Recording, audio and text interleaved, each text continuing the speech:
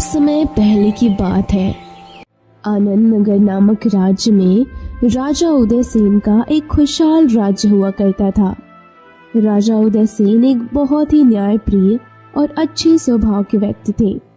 राजा उदयसेन की पत्नी रानी तारावती जो कि गर्भवती थी और वो अपने कक्ष में आराम कर रही थी। तभी राजा वहां पहुंच जाते हैं और कहते हैं, महारानी, आपको कोई परेशानी तो नहीं हो रही है? नहीं महाराज, मुझे किस बात की परेशानी होगी। मैं तो बहुत प्रसन्न हूँ क्योंकि बड़े भाग्य से हमारी संतान जो इस दुनिया में आने वाला है। तो ठीक है महारानी, आप अपने कक्ष में आराम कीजिए। आज हम अपने मंत्री के साथ कहीं जाने वाले थे तो हमें देर हो रही है। महारानी, अब हम चलते हैं।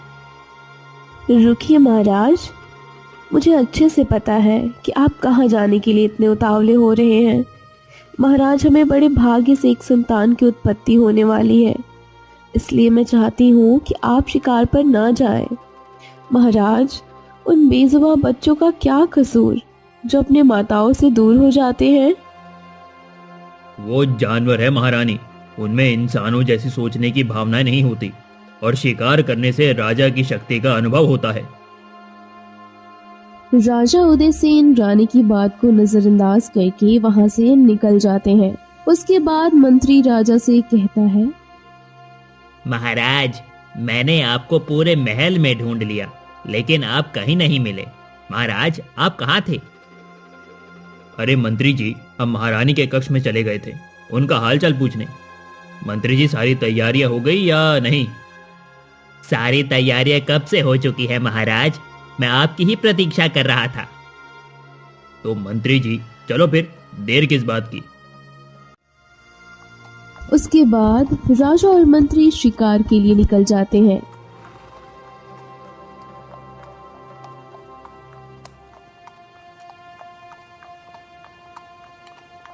वो दोनों चलते चलते जंगल के काफी अंदर पहुंच जाते हैं, लेकिन उनको एक भी शिकार नहीं मिलता।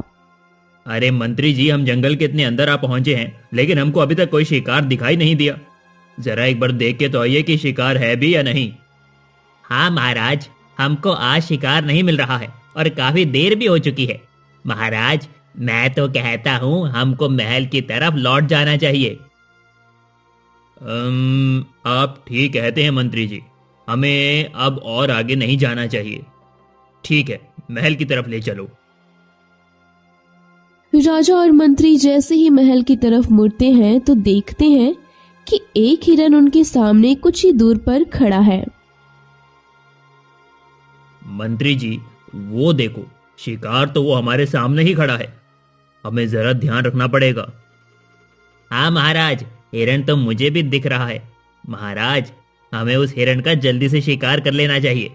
अगर वो भाग गया तो हमें खाली हाथ ही महल में जाना पड़ेगा। ठीक कहते हो मंत्री जी, हम उस हिरण का शिकार अभी कर देते हैं। फिर राजा उस हिरण का शिकार करने के लिए जैसे ही अपना तीर छोड़ता है तो वो हिरण वहां से भाग जाता है और वो तीर सीधा जाकर वही तपस्या में लीन बैठे साधु के कंधे पर लग जाता है और वो साधु की तपस्या भंग हो जाती है। फिर वो साधु, हे राजन, तुमने ये क्या किया? तुमने मेरी 25 वर्षों की तपस्या भंग कर दी है। हे राजन, मैं तुम्हें श्राप देता हूं। जिस प्रकार तुमने अपने स्वार्थ के लिए मेरी 25 वर्षों की तपस्या भंग की है, ठीक उसी प्रकार तुम भी अपनी संतान के लिए कई वर्षों तड़पोगे। तुम्हारी संतान इस दुनिया में आने से पहले ही अपनी आंखें बंद कर लेगी और तुम अपनी संतान का सुख कभी प्राप्त नहीं कर पाओगे। नहीं भगवान, मुझे ऐसा श्राप ना दो। मुझे क्षमा कर दीजिए भगवान, मुझे क्षमा कर दीजिए। कृपया अपना श्राप वापस ले लो भगवान, मुझे क्षमा कर दीजिए। आप मुझे इतनी बड़ी सजा ना दो भगवान। हे राजन, मेरा दिया हुआ श्राप कभी विफल नहीं जाता, ना ही वो कभी वापस हो सकता है, लेकिन इसे मैं कम जरूर कर सकता हूं। राजन, मैं ठीक 21 वर्षों बाद तुमको यहीं मिलूंगा, तुम्हारे प्रश्नों और उत्तर के साथ। ऐसा कहकर वो साधु वहां से अंतर्ध्यान हो जाते हैं। राजा और मंत्री भी अपने महल में पहुंच जाते हैं। फिर कुछ दिन बीत जाते हैं और एक दिन रानी एक सुंदर बच्चे को जन्म देती है, लेकिन उस बच्चे की आंखें बंद होती हैं। तभी राजा वहां पहुंच जाते हैं। दाई माँ, मेरा बच्चा कैसा है?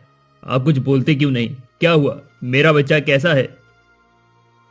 महाराज, हमने महारानी को तो बचा लिया, लेकिन बच्चे को नहीं बचा सके। ये लो महाराज, तुम्हारा बच्चा। बच्चे को राजा जैसे ही अपने हाथ में लेता है कि तभी उनको साधु की दी हुई वो श्राप याद आ जाती है और राजा समझ जाते हैं कि ये बच्चा मेरे ही कर्मों के कारण अब जीवित नहीं है। फिर राजा उस बच्चे को दाई माँ को दे देते हैं और कहते हैं, दाई माँ, इस बच्चे का अंतिम संस्कार इस प्रकार करो कि इसकी भनक भी किसी को ना मिले। ये हमारा आदेश है। ठीक है महाराज, मैं समझ गई। फिर उस बच्चे को लेकर दाई माँ रात होने के बाद एक सुनसान जंगल में पहुंच जाती है और अपने आप से बोलती है, अरे मैं इस बच्चे का अंतिम संस्कार कैसे करूंगी? नहीं नहीं, ये मुझसे नहीं होगा। मैं इस बच्चे को यहाँ पर छोड़ देती हूँ। इसको कोई ना कोई जंगली जानवर खा ही जाएगा और किसी को पता भी नहीं चलेगा। फिर उस बच्चे को दाई माँ वहीं एक पेड़ के नीचे छोड़कर चली जाती है। फिर वहां अचानक से वही साधु प्रकट हो जाता है और उस बच्चे के गले में एक दिव्य लॉकेट को पहना देता है। उस लॉकेट को पहनाते ही वो बच्चा अचानक से अपनी आंखें खोल देता है और वो साधु वहां से अंतर्ध्यान हो जाते हैं और ऐसे ही 21 वर्ष बीत जाते हैं। कंचनपुर नामक गांव में एक अनाथ लड़का दिव्यांश रहता था। वो बहुत गरीब और मेहनती था। दिव्यांश अपनी माँ के साथ रहता था। उनके पास एक छोटी सी जमीन का टुकड़ा था। उसी पर दिव्यांश और उसकी माँ गुजर बसर करते थे। फिर दिव्यांश रोज की तरह, माँ, मैं खेत में जा रहा हूँ काम करने। ठीक है बेटा, लेकिन समय से तुम घर वापस आ जाना। माँ, मैं आ जाऊंगा। तुम मेरी इतनी चिंता क्यों करती हो? अरे माँ, इस बार अपने खेतों में अच्छा काम करूंगा तो मेरी फसल की पैदावार भी तो ज्यादा होगी और मैं उसको बेचकर ज्यादा मुनाफा भी कमा पाऊंगा। फिर दिव्यांश अपने घर से निकलकर खेत की तरफ जाने लगा।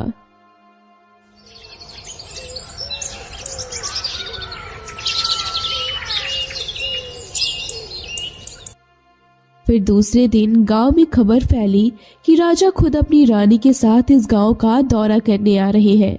वहीं दूसरी तरफ राजा, रानी और मंत्री सहित रथ पर सवार होकर दौरे के लिए निकल जाते हैं। ये रास्ता घने जंगलों से होकर गुजरता है। राजा, रानी और मंत्री जंगल के बीचों बीच में पहुंचते ही उनका रथ अचानक से रुक जाता है और वो साधु दिव्य रोशनी के साथ वहां प्रकट हो जाते हैं। आओ राजन, मैंने तुमसे कहा था कि ठीक 21 वर्षों बाद मैं तुमको यहीं पर मिलूंगा। हाँ भगवान, मुझे याद है। आपने मुझे श्राप दिया था कि मुझे पुत्र सुख की प्राप्ति कभी नहीं होगी। भगवान, मेरे साथ ऐसा ही हुआ। हमारे यहाँ वर्षों पहले एक पुत्र हुआ था, वो भी मरा हुआ और आज तक हमारी गोद सूनी है। राजन, तुम्हारा पुत्र मरा नहीं है, वो जीवित है। क्या? साधु महाराज, मेरा पुत्र जीवित है? तो वो इस समय कहाँ है? कृपया मुझे उसका मार्गदर्शन दीजिए साधु महाराज। मैं अपने पुत्र को एक बार देखना चाहती हूँ।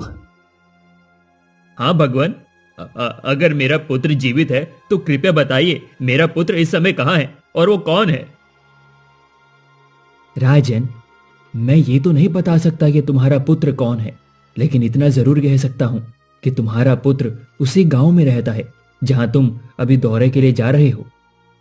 तो भगवान, अपने पुत्र को मैं कैसे पहचानूंगा कि वो कौन है और वो कैसा दिखता है?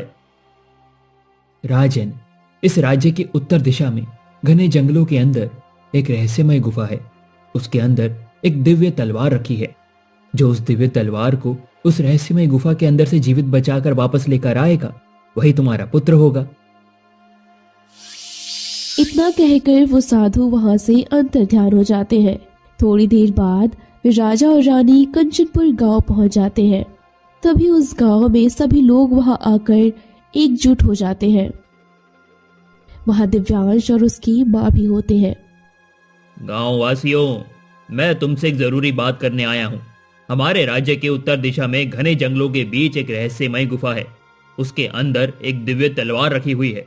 अगर आप लोगों में से जो कोई भी उस तलवार को मुझे लाकर देगा, उसको मैं अपना आधा राज्य दे दूंगा।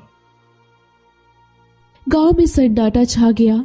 कोई नहीं जानता था कि उस दिव्य तलवार को लाने की हिम्मत कौन करेगा। तभी दिव्यांश आगे आता है और कहता है, महाराज, उस दिव्य तलवार को मैं लाने जाऊंगा। तभी गांव का सरपंच महाराज से कहता है, लेकिन महाराज, अगर इसे लाने वाला सफल नहीं हुआ तो गांव के लोग पहले से ही डरे हुए हैं। डरने की जरूरत नहीं है।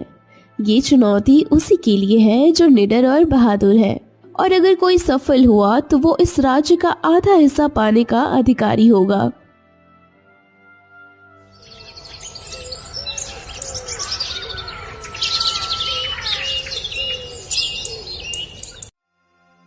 फिर दूसरे दिन दिव्यांश अपने रहस्यमय यात्रा के लिए तैयार हो जाता है।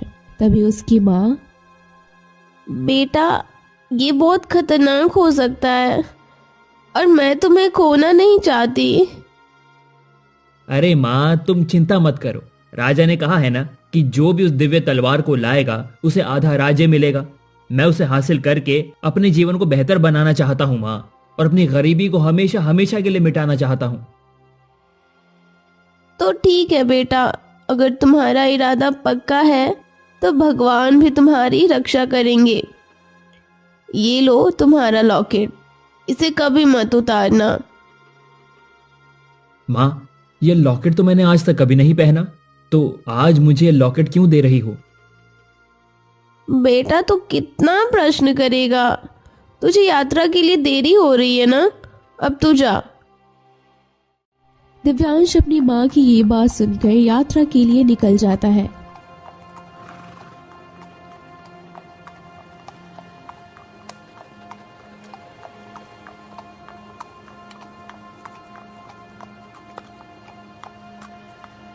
दिव्यांश चलते चलते कई जंगलों और कई नदियों पहाड़ को पार कर लेता है, लेकिन जैसे तैसे करके उसने एक रहस्यमय गुफा तक पहुंच गया। गुफा के रास्ते में अदृश्य भूतों ने उस पर हमला भी किया, लेकिन उसको कुछ भी नहीं हुआ और वो उस गुफा से एक आवाज आई, तुम यहाँ पर क्या कर रहे हो? ये जगह तुम्हारे लिए नहीं है। तुम यहाँ से चले जाओ, नहीं तो अपनी जान गंवा बैठोगे। यहाँ आज तक किसी इंसान ने कदम नहीं रखा है। मैं यहाँ एक नेक उद्देश्य के लिए आया हूँ। मैं अपनी जान की परवाह नहीं करता, और तुम मुझे ये दिव्य तलवार ले जाने से नहीं रोक सकते। ऐसा कहकर दिव्यांश जैसे ही आगे बढ़ता है तो अदृश्य शक्तियां उसके ऊपर हमला करने लगती हैं, लेकिन उसको कुछ नहीं होता क्योंकि उसके पास उसका दिव्य लॉकेट था और दिव्यांश उस तलवार तक पहुंच जाता है। फिर उस तलवार से एक आवाज निकलती है, दिव्यांश, तुम सच में एक निडर और सच्चे इंसान हो, इसीलिए तुम यहाँ तक पहुंच सके। दिव्यांश, तुम मुझे हासिल करके इतना ताकतवर हो जाओगे कि तुम्हारे सामने कोई टिक भी नहीं पाएगा। सारी बुरी शक्तियों का तुम खात्मा कर सकते हो बहुत ही आसानी से। लेकिन याद रखना दिव्यांश, तुम इस ताकत का इस्तेमाल केवल अच्छे कर्मों के लिए ही कर पाओगे। अगर तुमने इसका गलत इस्तेमाल किया तो ये वापस से फिर किसी गुफा में छुप जाएगी। फिर दिव्यांश वो तलवार लेकर अपने गांव वापस आ जाता है। राजा दिव्यांश की बहादुरी की खूब प्रशंसा करते हैं और समझ जाते हैं कि ये उन्हीं का पुत्र है, और अपने वादे के अनुसार, दिव्यांश, तुमने साबित कर दिया कि सच्चा साहस और नेक इरादा किसी भी ताकत को हरा सकता है। अब यह राज्य तुम्हारा है पुत्र। दिव्यांश, तुमने जो किया है वो कोई चमत्कार से कम नहीं पुत्र। अब ये राज्य तुम्हारा है। सच में दिव्यांश, तुमने हमारे गांव और राज्य का मान बढ़ाया है। यह राज्य मेरा नहीं, हम सबका है, और मैं इस दिव्य तलवार से मिली ताकत का इस्तेमाल केवल दूसरों की भलाई के लिए ही करूंगा। आज मैं ये घोषणा करता हूं कि ये दिव्य तलवार प्राप्त करने वाला दिव्यांश मेरा ही पुत्र है, वो हमारे राज्य का उत्तराधिकारी है। राजा की ये बात सुनकर दिव्यांश चौंक जाता है और कहता है, ये आप क्या कह रहे हैं महाराज? मैं आपका पुत्र कैसे हो सकता हूं? दिव्यांश, आज से 21 वर्षों पहले जब मैं शिकार पर निकला था, तब मुझे एक साधु ने श्राप दिया था कि मेरी संतान मृत पैदा होगी। लेकिन मुझे बाद में पता लगा, साधु ने ही 21 साल बाद बताया कि मेरी संतान अभी जीवित है और जो भी वो ताकतवर तलवार हासिल कर लेगा वही मेरा पुत्र होगा। इसीलिए तुम मेरे ही पुत्र हो दिव्यांश। महाराज, ये सही है कि दिव्यांश ने अद्भुत साहस दिखाया, लेकिन क्या यह प्रमाणित है कि अगर वो इस राज्य का शासक बनने योग्य है? मंत्री जी, मैं जानता हूं कि आपके मन में प्रश्न है, लेकिन मैं वादा करता हूं, मैं केवल सत्य, न्याय और अपनी प्रजा की भलाई के लिए जिम्मेदारी निभाऊंगा। मेरी शक्ति का उपयोग केवल दूसरों की मदद के लिए ही होगा। और इस तरह दिव्यांश ने न केवल अपनी तकदीर बदली, बल्कि अपना खोया हुआ राजकुल को भी हासिल कर लिया। तो इस कहानी से हमें ये सीख मिलती है कि सच्चा साहस और नेक इरादा हर बाधा को पार कर सकता है।